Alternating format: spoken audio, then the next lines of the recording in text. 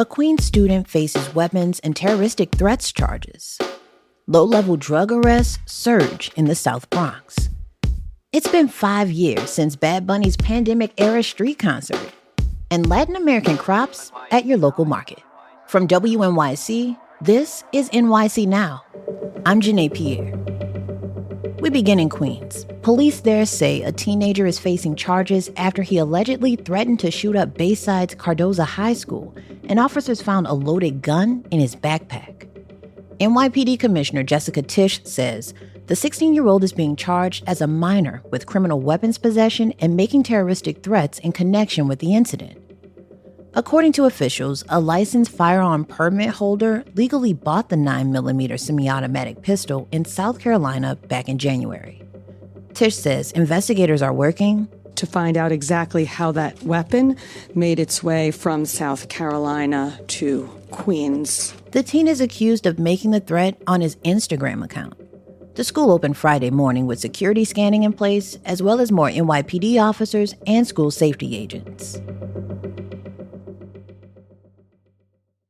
Drug arrests are on the rise in the 5 boroughs. That's according to New York City data.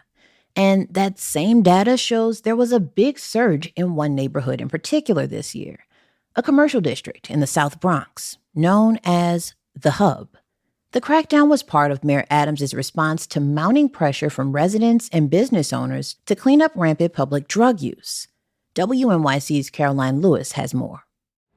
I'm near the corner of East 149th Street and 3rd Avenue, visiting a store called Nest Sportswear. It has a big wall of baseball caps in the back. Good morning, good afternoon, how are you? But there may not be enough heads to wear them.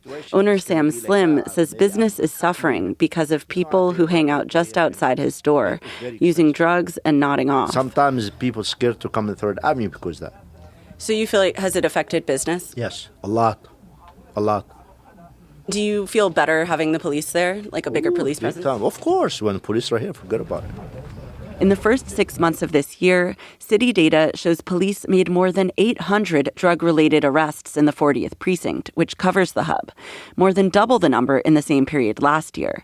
Nearly 2/3 of those arrests were for misdemeanors, like low-level drug possession or paraphernalia. The city also shut down a plaza where drug use was concentrated. But even with the crackdown, locals say the issue hasn't gone away. Saba Rohani is a professor of epidemiology at NYU who studies drug policy. People arrested on lower-level charges like drug misdemeanors who are often simultaneously facing homelessness, they usually just end up cycling back and forth between jail and where they were initially picked up. That appears to be what's happening here. Court data shows that many of the drug cases in the city are dismissed. And when someone is found guilty, they're often sentenced to something like community service or counseling rather than jail time. Some who live or work at the Hub say they want more enforcement, but others say they want the city to take a public health approach to addiction. A spokesperson for City Hall said the administration is equally focused on both. The city recently announced it will be opening a $4 million drop-in center in the Hub for people to have a meal, get connected to care, and gather inside. That's WNYC's Caroline Lewis. Bad Bunny's residency in Puerto Rico ends this weekend. But 5 years ago, the superstar was giving a different type of concert in New York City. We'll revisit that moment after the break. Stay close.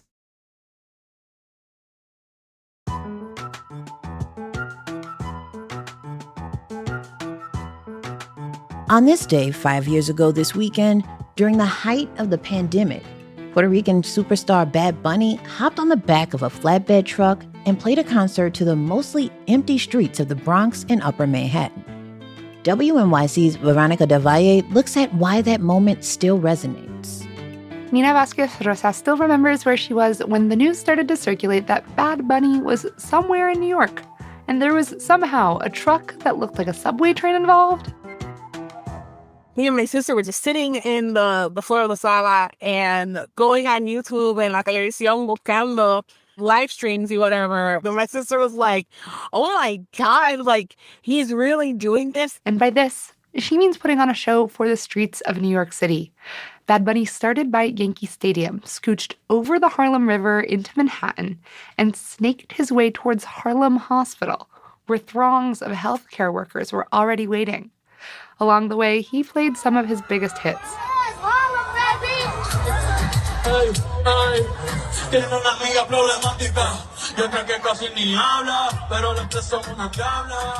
By the time his local fans caught on, the streets looked alive for the first time in months. Crowds danced to his music and chased him through roads in the Bronx, Washington Heights, and Harlem while he dodged stoplights. Bad Bunny went from famous to extremely famous the year of this concert.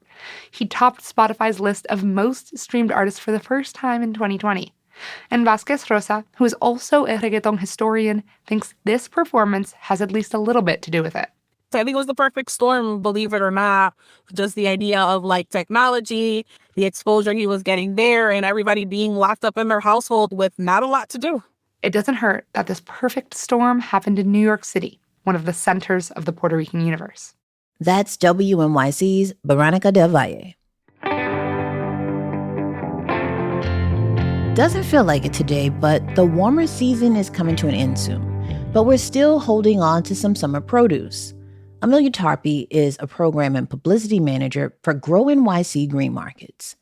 This week, she's highlighting crops indigenous to Latin America that you may find at your local farm stand. Here's what you can try this weekend that you may not have reached for before. Many of the fruits and veggies that we love so much today originate from Central and South America. There are lots of incredible herbs that are very popular in cuisines all over Latin America. One of them is papalo, and it's this beautiful herb. It's often sold in these like big bouquets at the markets. And then the leaves, they're bright green and they sort of have this scalloped edge.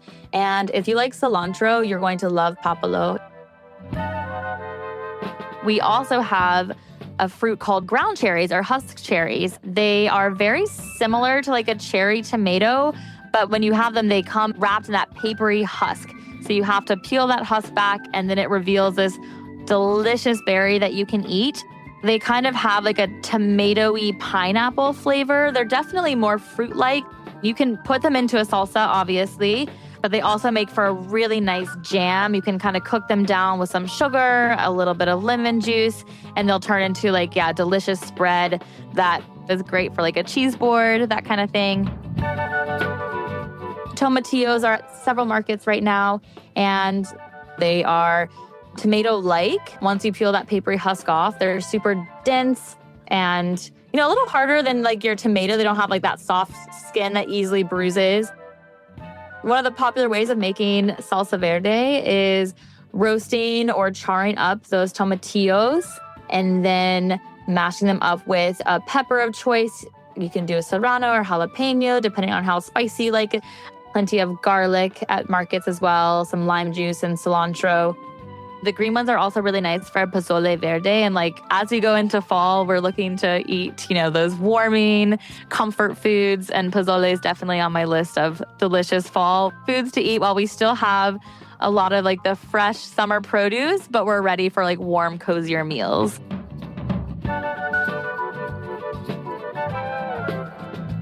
Amelia Tarpey is a program and publicity manager for WNYC Green Markets. She says tomatillos can range from $3 to $5 a pound. The husk cherries are at $6 a pint, and the papalo is sold by the bunch for about $5. Head to your local green market this weekend and maybe make a batch of fresh salsa. Yeah, that sounds like a plan. Thanks for listening to NYC Now from WNYC. I'm Janae Pierre. Enjoy the weekend. I sure will.